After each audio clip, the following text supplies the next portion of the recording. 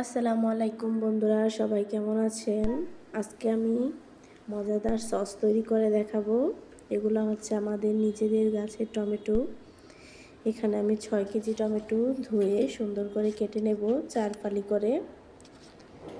সবগুলাই আমাদের নিজেদের গাছে টমেটো ছিল। তারপর এগুলাকে আমি নিয়ে যাব জাল করার জন্য।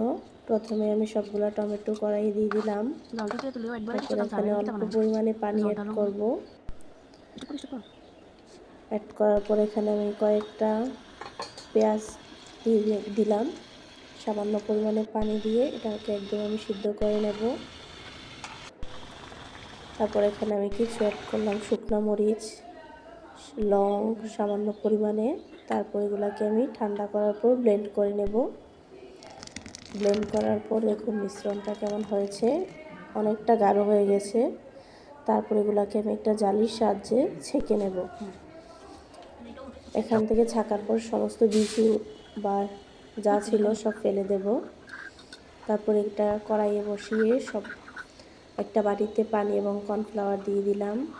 এখানে যা যা মশলা আছে সব ধরনের মশলা দিয়ে দিলাম। সব মশলা সব কিছু দিয়ে ভালো করে জাল করে নিলাম। তৈরি আমার টমেটো সস।